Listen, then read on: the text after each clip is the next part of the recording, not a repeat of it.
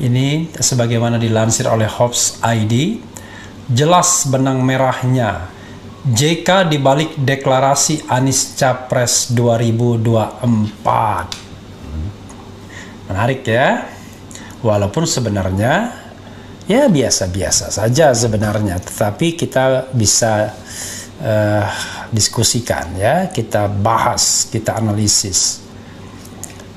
Beberapa hari lalu Aliansi Nasional Indonesia Sejahtera Anies deklarasi Anies Baswedan maju Capres Pilpres 2024. Ini orang males bilang beberapa hari yang lalu ya. Padahal tanggal 20 Oktober ya, cuma 2 hari yang lalu ya, sekarang 22 Oktober. Deklarasi ini memang tidak sepengetahuan dari Anies. Aliansi ini deklarasi atas inisiatif sendiri dan menilai Anies sudah waktunya untuk jadi Capres. Anies nggak peduli Anies merestui atau tidak. Apa benar jika dibalik deklarasi Anies? Apa benar JK dibalik deklarasi Anies? Susahnya nih Anies sama Anies. Jadi ada Anies yang aliansi, ada yang namanya Anies Baswedan. Nah, belakangan ramai tuh deklarasi Anies Capres 2024 oleh Anies. Itu diduga ada kaitan dengan Yusuf Kala atau JK. Narasi deklarator Anies berelasi dengan JK ini dianalisis dari jejak digital deklarator Anies, Laode Basir. Jadi deklarator aliansi ya. Jadi saya sebutkan aliansi saja biar beda sama Anies sama aliansi ya.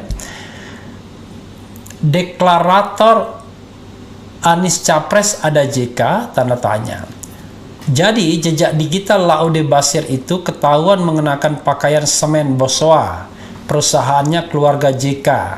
Gegara satu foto ini pula, kemudian narasi dan framing Laode Basir itu berkaitan dengan JK muncul. Deklarator Anies Capres 2024 itu diduga orangnya JK. Nama perusahaan di bajunya kayak pernah denger deh. Milik keluarga siapa ya? Tulis akun @chandraasmara85. Pada foto yang diunggah terdapat narasi yang mengaitkan sosok di balik Laode Basir. Inilah Laode. Dia adalah koordinatornya deklarasi Anies untuk Presiden RI.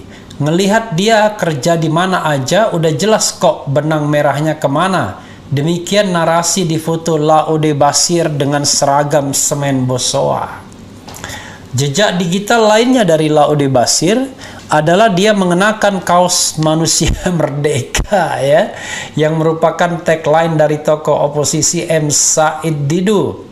Dalam balasan akun warganet lainnya, malah ada yang jelas-jelas mengaitkan dengan manuver JK dalam perpolitikan nasional selama ini. Untungnya saya belum sempat bikin kaos keren cadas ya. Saya mau bikin kaos keren cadas ya.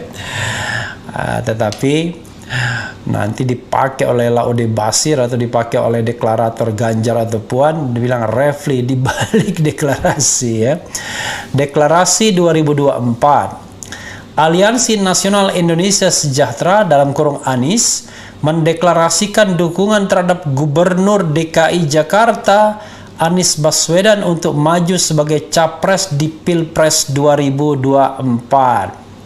Deklarasi digelar di Gedung Joang, Jakarta Pusat, Rabu 20 Oktober 2021. Koordinator deklarator Anies Laode Basir mengatakan kegiatan ini bermula dari diskusi 4 tahun kepemimpinan Anies Baswedan di Jakarta.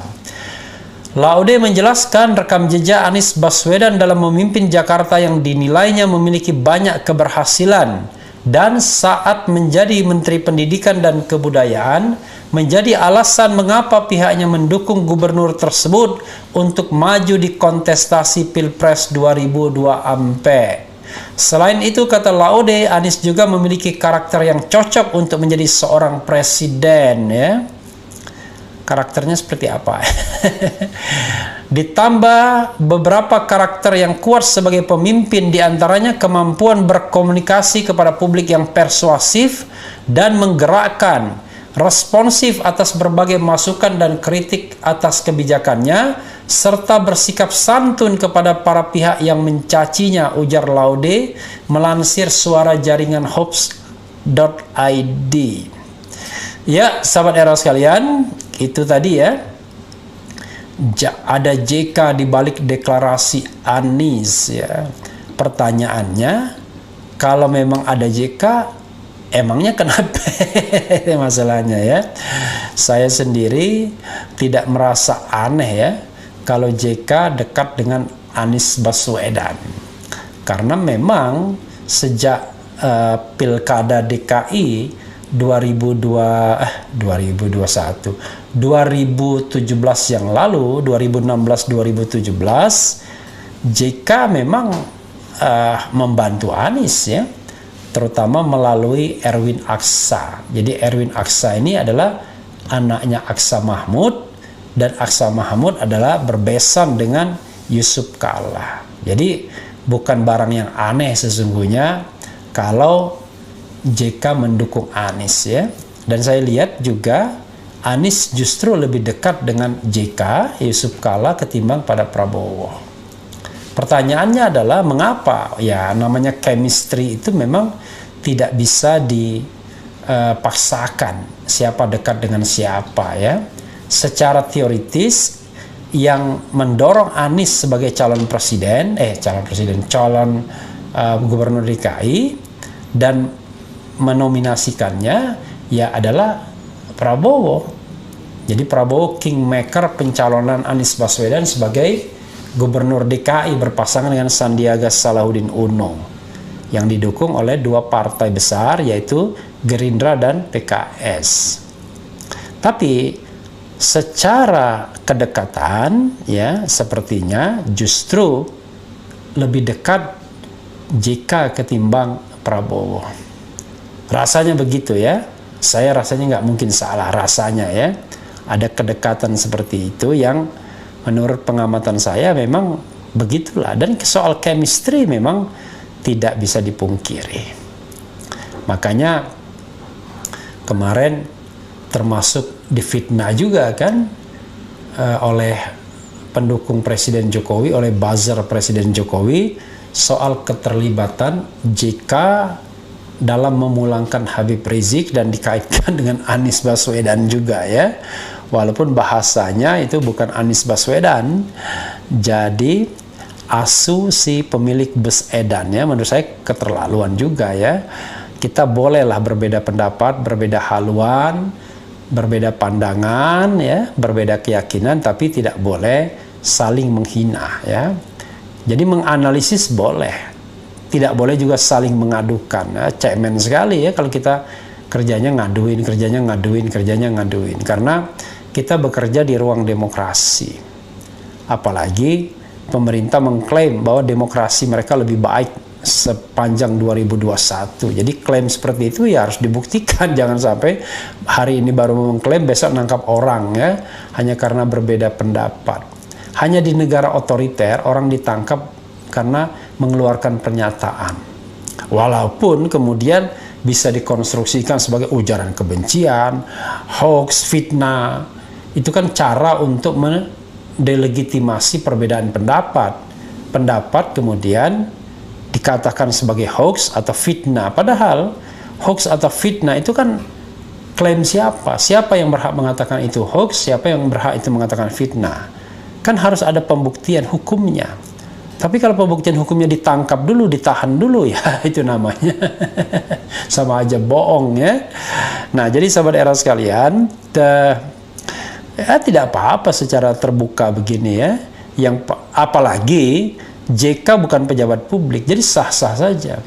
Kalau JK pejabat publik, nah yang kita khawatirkan adalah adanya yang namanya abuse of power, ya, penyalahgunaan fasilitas publik.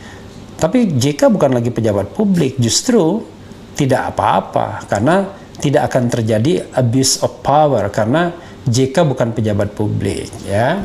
Justru deklarasi-deklarasi yang menggunakan fasilitas publik itu yang tidak boleh. Makanya saya pernah mengkritik misalnya ya, ketika ada pertemuan partai, ada kunjungan ketua DPR misalnya, Lalu memanggil kader-kader partai, nggak boleh itu. Karena kunjungan ketua DPR itu dibiayai oleh negara, tidak boleh untuk kepentingan partai politik. Ya siapa saja, Anies pun juga tidak boleh. Misalnya dia melakukan kunjungan ke daerah, ini misal ya, lalu tiba-tiba melakukan konsolidasi dengan pendukung-pendukung, ya nggak boleh. Itu menyalahgunakan jabatan. Nah yang seperti ini kadang-kadang tidak disadari ya. Tidak disadari atau sengaja pura-pura nggak ngerti ya. Jadi tidak boleh menggunakan fasilitas publik untuk kepentingan-kepentingan partai atau kepentingan-kepentingan pribadi. Jadi sekali lagi, why not kalau JK ada di belakang deklarasi itu nggak ada masalah juga. Adapun mengenai ada kaos manusia merdeka, itu kebetulan saja.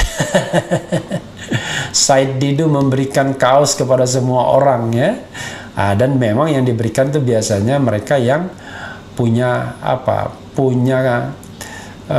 arah oposisi. Tapi enggak juga, dia pernah juga ngasih kepada Slang ya, waktu saya kunjungan ke rumah Ibu Susi Pujiastuti ya, kasih juga, nggak ada masalah menurut saya ya. Jadi itu adalah cara Said Didu untuk menyebarkan virus akal sehatnya ya, yaitu dengan cara membagikan kaos manusia merdeka. Ya, coba kita bacakan Sobat Era sekalian soal ini ya.